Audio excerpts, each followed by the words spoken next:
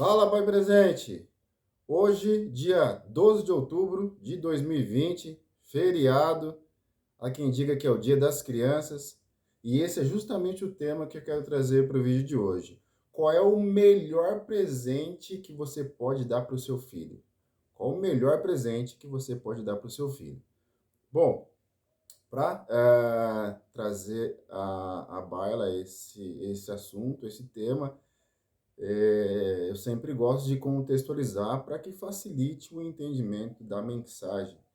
Há quem diga, né, os especialistas em comunicação, que a mensagem ela é de total responsabilidade de quem emite e não de quem recebe. Então, cabe ao comunicador se fazer entender utilizando das melhores formas e técnicas de comunicação. Então, acho que isso é desde os primórdios, né? O contexto por meio de história sempre facilita o entendimento. Mas então, indo para o assunto aqui de hoje, qual seria o melhor presente? Você já parou para pensar nisso, pai? Qual seria o melhor presente que você pode dar para o seu filho? Bom, eu vou dar a minha opinião baseada num contexto histórico, né, e com a realidade de hoje e o futuro. A minha opinião, a sua pode ser diferente, não tem problema nenhum, é dar um segundo idioma para o teu filho. O melhor presente, o maior presente que você pode dar, na minha opinião, é um segundo idioma para o teu filho. E eu vou dar esse contexto, né? Então, assim, minha mãe falou muito para mim, estuda, meu filho. E aí, na época que era para estudar, eu estava bagunçando. E hoje, né, feriadão, tô eu aqui estudando. Sempre, né, como eu falei no vídeo anterior, sempre gosto de aprender, todo dia aprender uma coisinha diferente. E hoje não é diferente. Então, tem uma outra frase de um pensador, não sei quem é, se você souber, por favor, coloque aqui, que eu esqueci quem é. Mas ele disse que quando você faz o que ama, a partir do dia que você começar a fazer o que ama, você nunca mais vai trabalhar. Então, para mim, isso não é um trabalho. O que eu estou fazendo aqui hoje estou escrevendo um outro curso que eu vou colocar, disponibilizar. E antes de gravar as aulas, eu escrevo o curso, né? Eu escrevo ele inteirinho, do começo ao fim.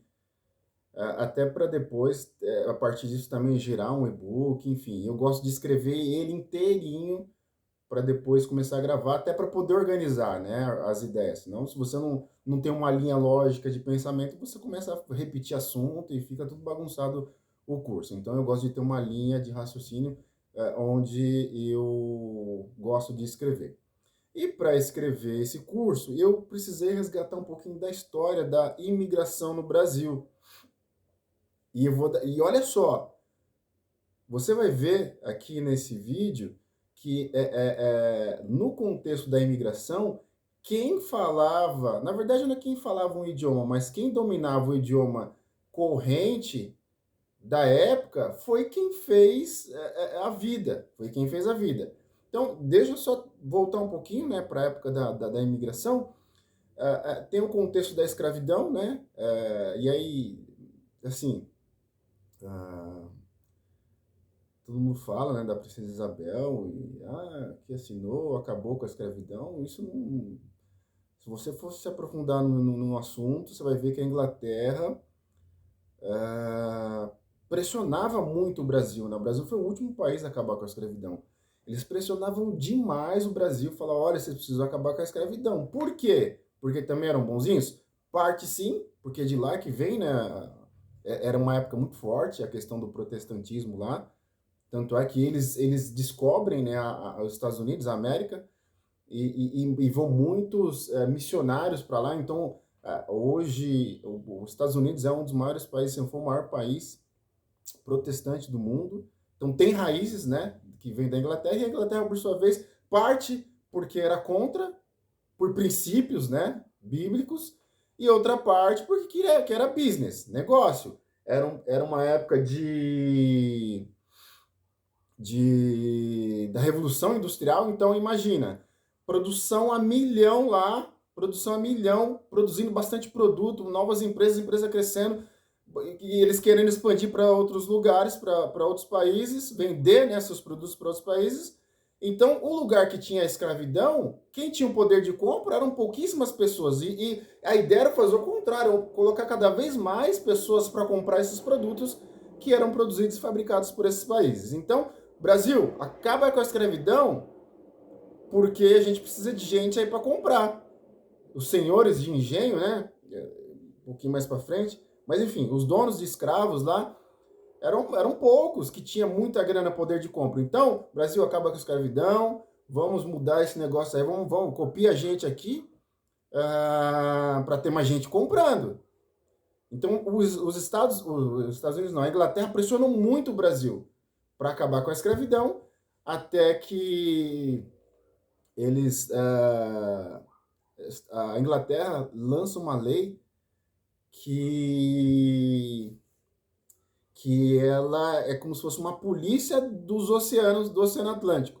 Lei Bill Aberdeen, não sei se a pronúncia é essa. Lei Bill Aberdeen. Eu acho que é assim que fala. Eu acho que é isso. Enfim, onde ficavam navios ingleses inspecionando, né? Passava um navio, oh, deixa eu ver se tem escravo aí dentro. Não, não tem. E mesmo assim, havia ainda, né, o contrabando de escravos no Brasil, até que eles criaram a lei Eusébio Queiroz, que proibia o tráfico de negros no Brasil. Mas, né, desde aquela época, as leis elas eram burladas. Então, o que eles fizeram? Começou a ter um tráfico interno da região Nordeste, onde eram produtores de açúcar, que já estava em declínio, né, a produção de açúcar, e vinham para a região Sudeste, que era a produção de café, que estava em franco crescimento. Então, via esse contrabando de escravos internamente no Brasil. Mas, enfim, o que eu quero dizer com isso? Quando acabou, e olha que interessante, né? Deixa eu abrir um parênteses aqui. Se a gente pergunta hoje a lei, você conhece a lei Eusébio de Queiroz? Não, eu tenho certeza. E aí não precisa ficar com vergonha de você não saber, porque eu também não sabia, não. O que eu quero dizer com isso? Que foram coisas que a gente viu na escola, e se a gente for, assim, friamente pensar, que o que a gente viu na escola e o que a gente aplica hoje, quase nada. Por isso que eu vou fazer esse vídeo falando sobre a educação no Brasil, a qualidade da educação. Mas eu também não sabia, fui aprender agora depois de velho. Então, por pressão da Inglaterra e o Congresso brasileiro lançou essa lei e acabaram com a escravidão em 1888. Acabou.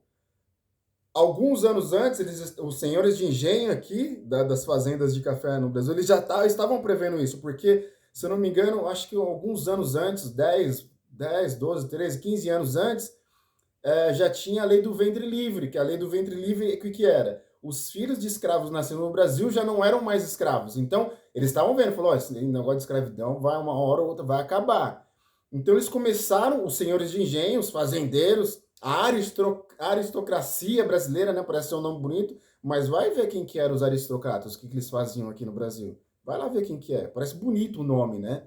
Aristocracia brasileira. Vai ver o que eles faziam.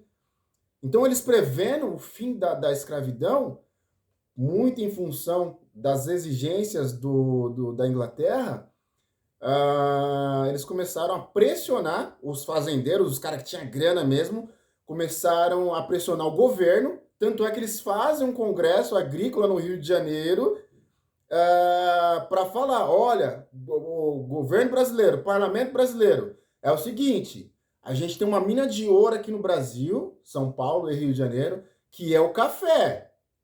Se não tiver gente para trabalhar, nós vamos perder dinheiro. Então, vocês dá o seu jeito aí de arrumar gente para trabalhar aqui.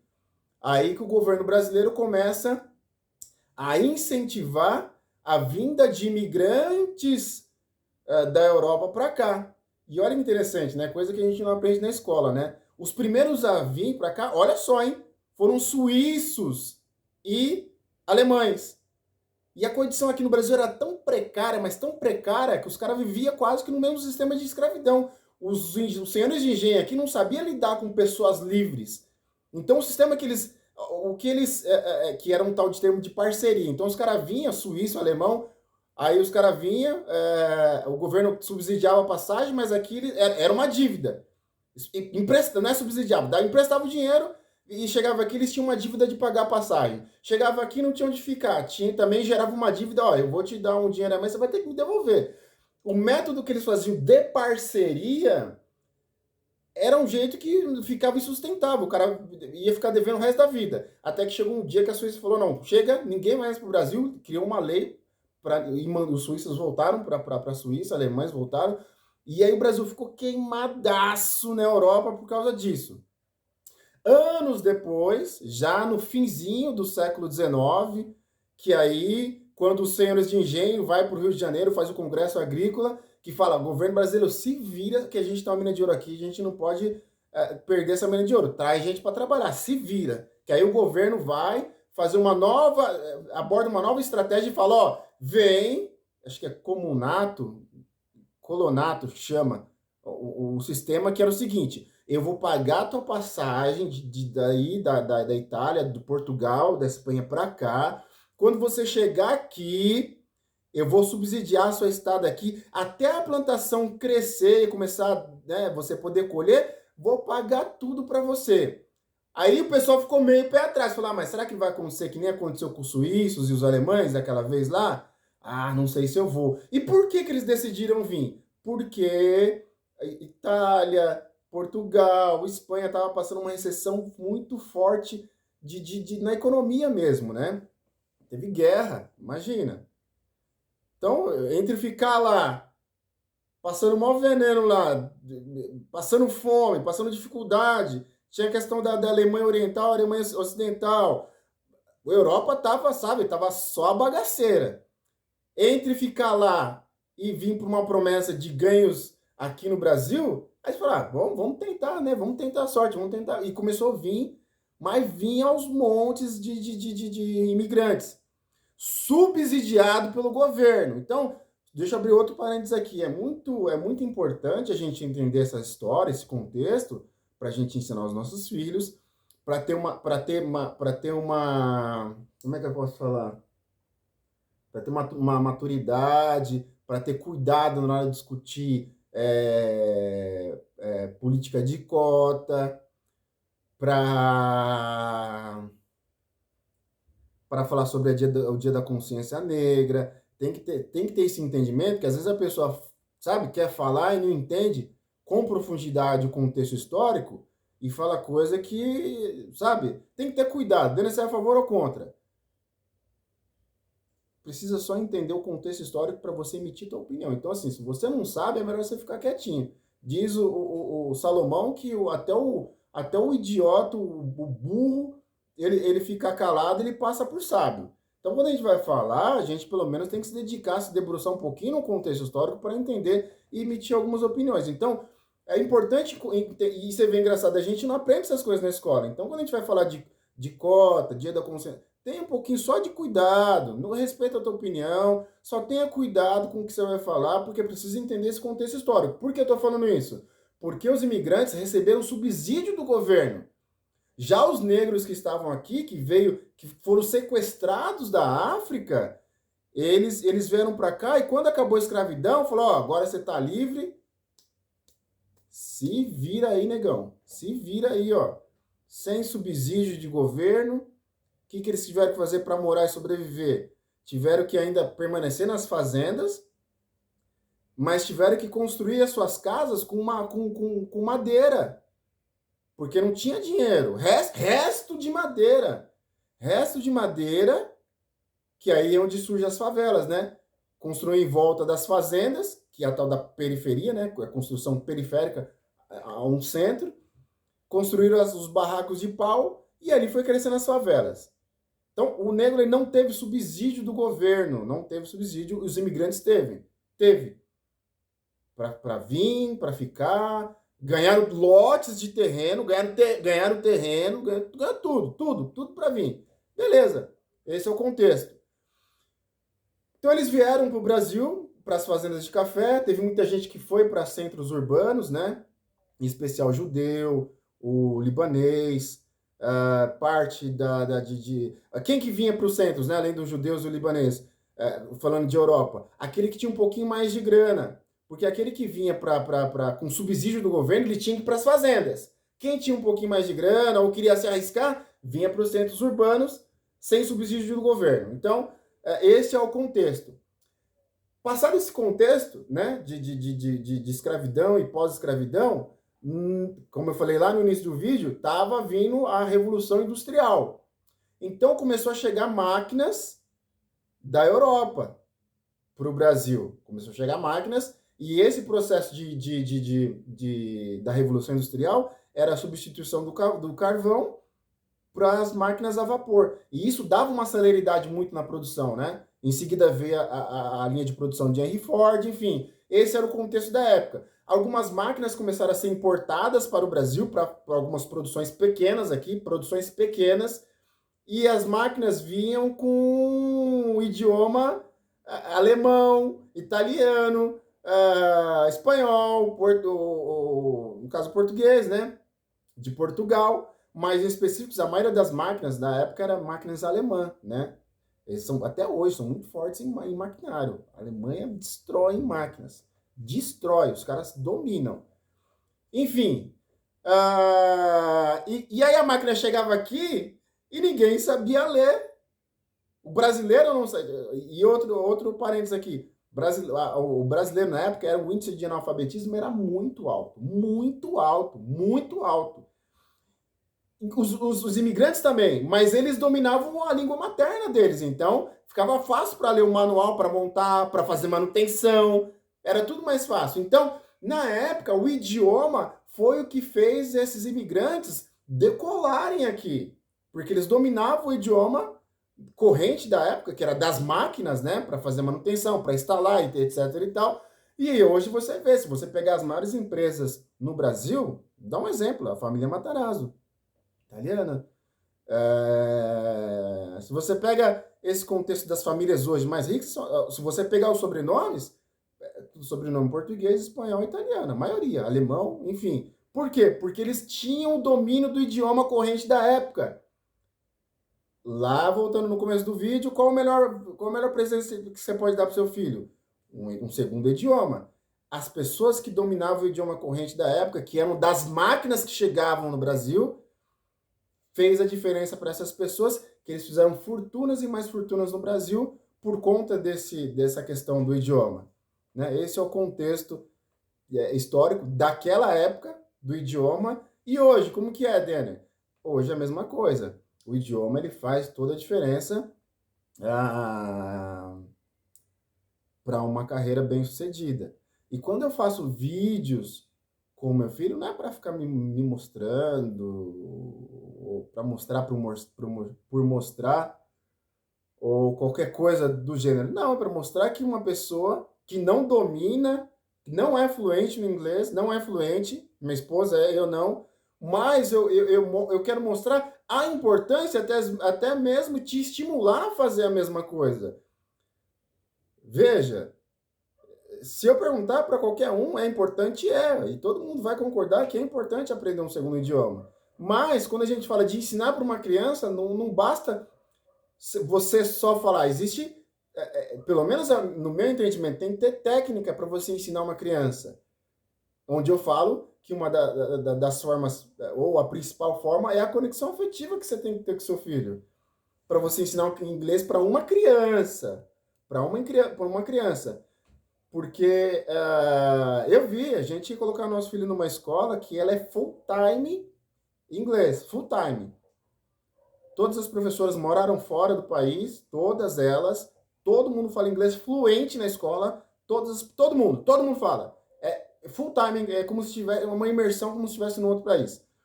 E conversando com a diretora, a dona da escola, ela falou, Denner, eu quero ver sua expectativa. Eu falei, por quê? Denner, porque os pais, eles chegam aqui, falam inglês perfeitamente e jogam o filho aqui e quer que ele... Aliás, tem pai que fala inglês fluente e tem pai que não fala. Esses pais que não falam inglês, eles querem que o filho venha para cá e sai falando sendo fluentemente. E não é assim que funciona, Denner. O pai precisa ajudar em casa, precisa falar também em casa. Precisa ter o estímulo de casa. Aqui a gente dá a base. Falei, quer saber uma coisa? Base por base, eu dou a base em casa.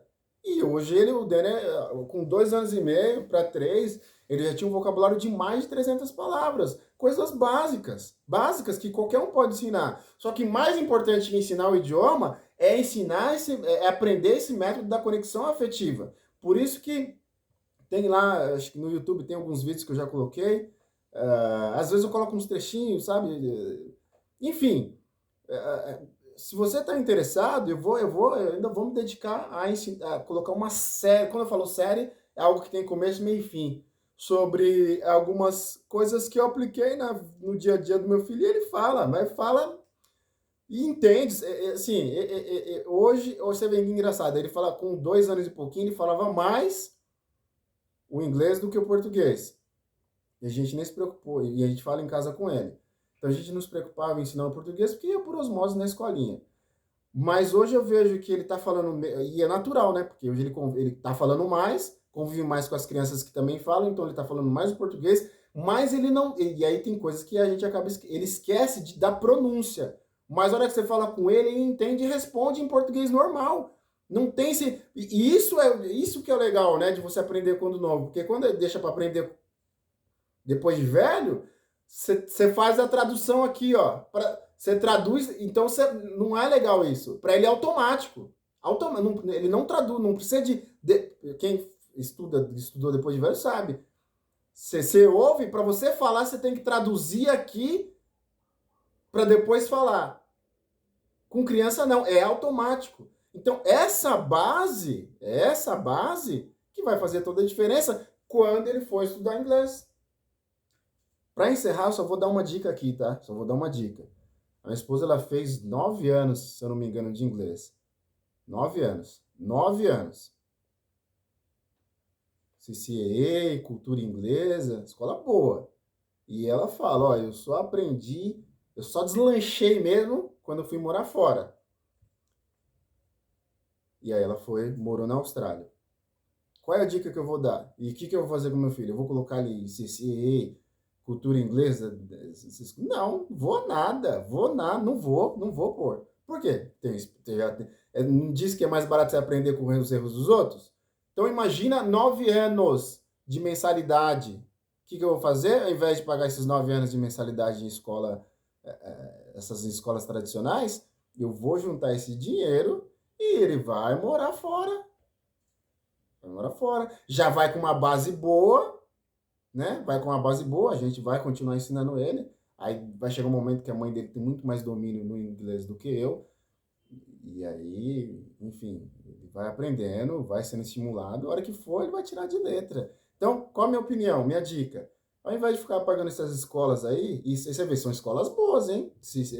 Essa cultura inglesa aí dizem que é uma das melhores. E é boa cara, né? Não vou pagar, não vou pagar esse tipo de escola, não, mas nem a pau. Aprende em casa com a gente e depois vai morar fora. Vai morar fora, pega rapidinho. Então, minha sugestão, não paga a escola de inglês, não. O que a gente pode fazer nesse inteirinho? Pegar curso online de inglês. Tem o Cambly. Cambly, eu posso pagar um Cambly para ele, do que pagar esse tipo de escola. Cambly, vê esse aplicativo, é bem legal. Eu já fiz aquele trial lá deles lá, legal, muito legal. Eu não tô com tempo agora para sentar para aprender inglês, né? Tipo, aprender aula, né? Receber aula. Eu sempre que eu posso ler algum artigo, tento praticar o listening, tento ouvir 10, 15 minutinhos. Mas enfim, não dá para sentar, mas eu sugiro você conhecer esse aplicativo aí, bem legal. Eu vi, bem legal. Então, minha dica, o melhor presente que você pode dar para o teu filho é ensinar um segundo idioma. Se você quiser aprender algumas dicas do que eu fiz com o meu filho, e assim, vou falar, funciona, funciona. Ele, antes de fazer 3 anos, ele já sabia todo o abecedário, sabia todos os animais, objetos, cores. Assim, o vocabulário dele antes dos 3 anos era aproximadamente 300 palavras. Um adulto, e tem gente que mede, né, o número de palavras, um adulto ele fala em média 1.000 palavras. 1.000 palavras. Ele tinha aos 3 anos, ele tinha um vocabulário de 300 palavras em inglês, mais o português que ele já sabia, ele tinha quase 2/3 de vocabulário de um adulto. Ou seja, em média, 600 e poucas palavras aos 3 anos. E aí depois você vê todos os benefícios que se adquire ao aprender um segundo idioma. Para aprender um terceiro é muito mais fácil, muito mais fácil. Enfim, só tem a ganhar quando você inicia desde novo. Denner, mas o meu filho já não tem mais, ele não vou começar a ensinar ele a partir de que ele começou a falar, que é o caso do meu filho. Ele começou a falar, a gente já começou a ensinar, já começou a falar com ele só em inglês. Mas não é o meu caso, meu filho já está com 8, 9, 10, quanto antes você começar, melhor. Começa agora. E aí eu vou colocar lá, se inscreve aí, compartilha com mais uma família, com uma família que tem uma criança pequena, enfim, que eu vou colocar algumas dicas do que eu fiz com o meu filho e funciona. Funciona, porque ele sabe muita coisa, e às vezes ele até me corrige, ele me corrige. Você vê o que é uma criança aprender. Enfia no cucuruto e não esquece mais. Não esquece mais. E às vezes passa, às vezes eu falo um negócio errado e ele fala, não, papai, não é assim, não, não, não, não, não, não, não, tá errado. Então, se inscreve, Pai Presente, YouTube, Instagram e o grupo fechado no Facebook, lá eu vou subir bastante material em PDF. Essa é a vantagem do grupo, né? Então, Pai Presente no grupo Facebook, tem alguns estudos que eu já subi lá, e continuarei subindo materiais em PDF. E, enfim, se inscreve, compartilha com mais um pai. É nóis, até a próxima, falou!